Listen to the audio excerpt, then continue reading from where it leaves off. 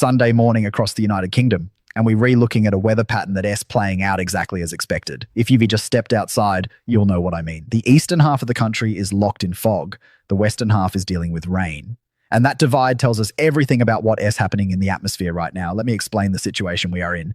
Over the continent, there's a block of high pressure keeping cold, stagnant air in place. At the same time, the Atlantic is trying to push milder, wetter systems our way from the west. We re-caught between the two. It's a meteorological tug-of-war, and neither side is winning. The result is this split personality weather we are experiencing today. For those of you in East Anglia, the East Midlands, Kent, parts of Lincolnshire, you woke up to significant fog this morning. This isn't light mist. In low-lying areas near estuaries and river valleys, visibility has dropped below 100 meters in places. That's what we call dense fog. The air is stagnant. There's no wind to shift it. The moisture has nowhere to go. If you are driving on the A14, the M11 or rural roads through Cambridgeshire and Suffolk, fog lights are essential. Take your time. The forecast suggests this fog will be stubborn. It may lift slightly by late morning, becoming low stratus cloud, but don't expect it to burn off completely. The January sun simply doesn't have the strength.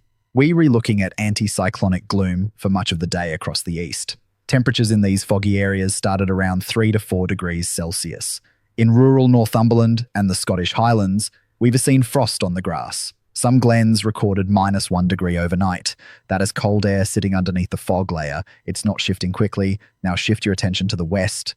Cornwall, Devon, Cardiff, Western Scotland. Completely different story. You are dealing with rain this morning. It started as drizzle in the early hours, but it's organised into heavier showers now. The Irish Sea is feeding moisture into these systems. If you're in Plymouth or Swansea, you've had a wet start to the day. The interesting thing is the temperature contrast. Despite the rain, it's milder in the west. Plymouth might be sitting at 8 or 9 degrees already. Southampton, similar. That southwesterly airflow is bringing warmer air off the Atlantic. But here is the thing, with wind and rain combined, it doesn't feel warm. The wind chill factor matters. Standing outside in 9 degrees with rain and a 15-mile-per-hour breeze feels considerably colder than the thermometer suggests. London this morning is grey, overcast, damp. The capital holds onto its warmth better than rural areas due to the urban heat island effect. You are looking at around 7 degrees. Not freezing, but not pleasant either. That mist coming off the Thames isn't helping visibility in some boroughs. So that S, where we are right now, mid-morning Sunday. Let S look at how this develops through the rest of today. The fog in the east will struggle. Norwich, Ipswich, Dover, parts of Kent. That dense fog may lift into low cloud by lunchtime, but you are still looking at grey, overcast conditions. The sun won to break through. This is classic anticyclonic gloom. Dry mostly, but oppressive. The kind of weather that makes you want to stay indoors. If you are in Yorkshire and the fog persists, temperatures want to climb much. 4 degrees, perhaps 5 at best. It feels raw. The kind of cold that gets into your bones despite being above freezing. Over in the west, the rain becomes more showery through the afternoon. Wales, the Lake District, Western Scotland. You might see breaks in the cloud. There's a chance of sunny intervals, particularly along the coast. Aberystwyth, Blackpool. You might catch glimpses of the sun between showers, but these will be fleeting. The showers can be sudden and heavy. Temperature-wise for this afternoon, the south reaches 10 to 11 degrees. London and the home counties possibly touching 11. That is actually slightly above average for mid-January. The long-term average for this time of year is around 8 degrees. So we're running warm in the south, further north, different picture entirely. Edinburgh and Newcastle struggle to reach 5 or 6 degrees. If that fog hangs on in parts of Yorkshire and Lincolnshire, you are looking at 4 degrees maximum. The lack of sunshine means no warming effect whatsoever. For those planning outdoor activities today, here is my assessment. If you are thinking about gardening in the west, forget it. The soil is saturated. You will just make a mess. The east is dry, but you will need thick layers, a fleece one to cut it, thermal underlayers, and a windproof jacket if you are spending time outside. Dog walkers in the east, visibility is your main concern this morning. Keep them on the lead near roads. In the west, waterproof's essential. And I mean proper waterproofs, not those lightweight jackets that soak through after 10 minutes. Let's talk about tonight, Sunday night into Monday morning. The fog risk remains in the east. As temperatures drop after sunset, we could see fog reforming in the same areas. East Anglia, eastern counties. If you are driving late Sunday evening, be prepared for reduced visibility again. In the west, the showers continue overnight. They'll be scattered rather than continuous. You might have dry spells, but keep the umbrella handy if you are heading out Sunday evening. Overnight temperatures tell the same story we've had all day. The east drops to 2 or 3 degrees. Risk of frost in rural areas. The west stays milder, around 6 to 8 degrees, thanks to cloud cover and that Atlantic influence. Now, Monday, the 19th of January, this is where things shift slightly. The general pattern changes. That stagnant air in the east gets a bit of movement. A gentle breeze develops, churning up the atmosphere. This is good news for fog. Monday morning should see better visibility across East Anglia and Lincolnshire compared to Sunday. Not perfect, but improved. The cloud cover breaks up more on Monday. We're re-expecting sunny spells developing, particularly in the northwest and Northern Ireland by afternoon. But here's the trade-off. The atmosphere becomes more unstable. Sunny spells, yes, but also showers, potentially heavy ones. You could be walking to the shops in brilliant sunshine, then caught in a downpour 5 minutes later. That's the nature of showery weather. It's unpredictable on a local scale. You might dodge them entirely, or you might get soaked. It depends on where the showers develop and track. Temperature-wise, Monday, we're re-looking at highs around 11 degrees in the south. Bristol, Southampton, maintaining that mild theme. Further north, slightly better than Sunday. Manchester and Leeds reaching 7 or 8 degrees. Scotland remains the cold spot. 5 to 6 degrees in Glasgow and Edinburgh. One critical point for Monday evening. As skies clear in the north after sunset, temperatures will drop sharply. If you are driving home late Monday night in Scotland or northern England, watch for icy patches on untreated roads. The temperature can plummet from 6 degrees to 0 within an hour or two after dark when skies clear. Black ice becomes a real risk. Let me put this weekend weather into some context. This pattern of east-west divide is fairly typical for mid-January. We often see high pressure over the continent blocking colder air, whilst Atlantic systems try to push in from the west. The battleground is right over the UK. Neither system dominates completely, so we end up with this mixed bag. It's not extreme weather by any stretch. You've seen far worse. The winter of 62 to 63, that was extreme. Snow from Boxing Day through to March. Temperatures well below what we are experiencing now. The beast from the east in 2018 brought Siberian air and significant snowfall. -14 in some areas. This is just typical British January weather. Murky in the east, wet in the west, mild in the south, cold in the north. Nothing that should catch anyone off guard. However, it is weather that requires sensible precautions. For drivers, particularly in the east over the next 24 hours, fog is your main hazard. Slow down. Use fog lights appropriately. And remember, switch them off when visibility improves. Too many people leave fog lights on in clear conditions, dazzling other drivers. In the west, surface water on roads is the concern. With the amount of rain falling, drainage systems are working hard. Watch for standing water, particularly on rural roads and in dips where water collects. Aquaplaning is a real risk if you hit it at speed.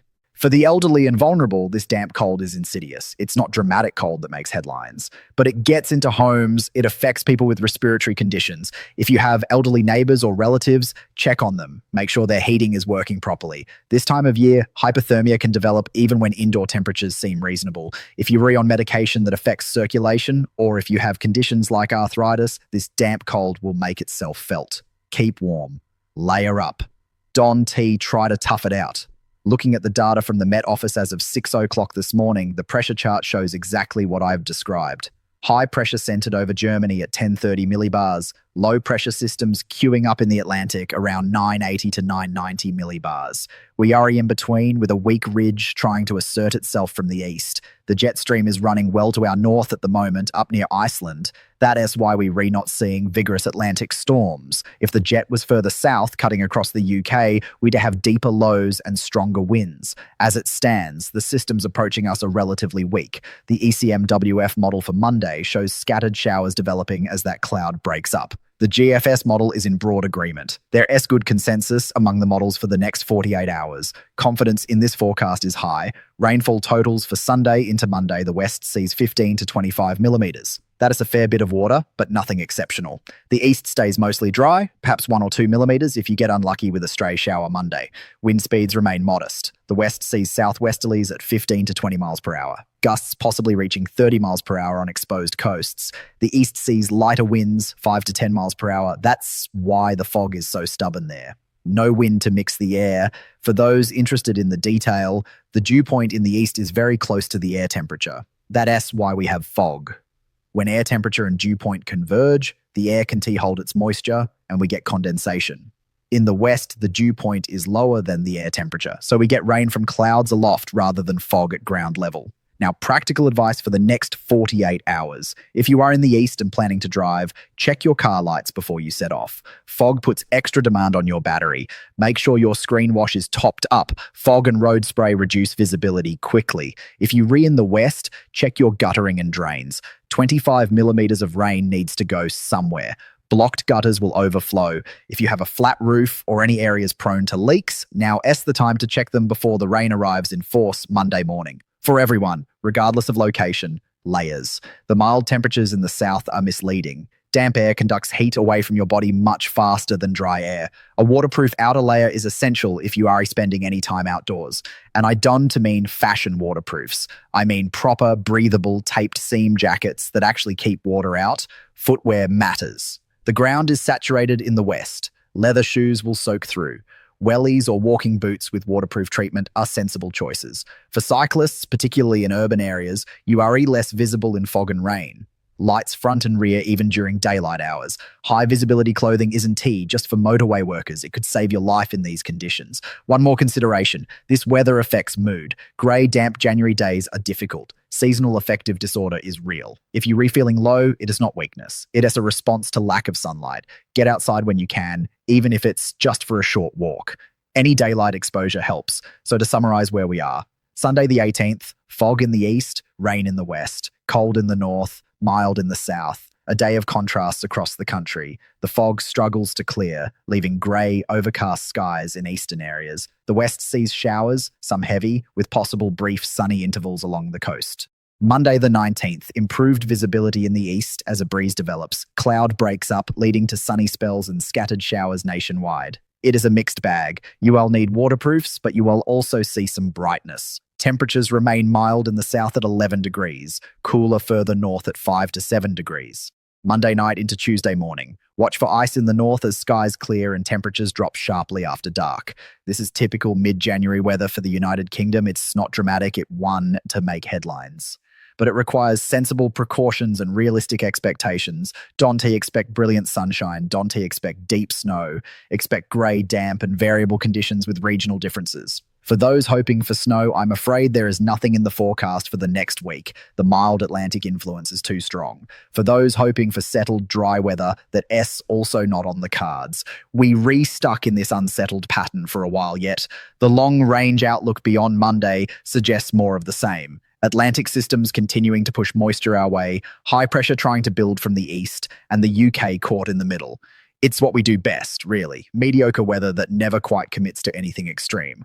My final thought, whatever your plans for Sunday and Monday, adjust them for the conditions.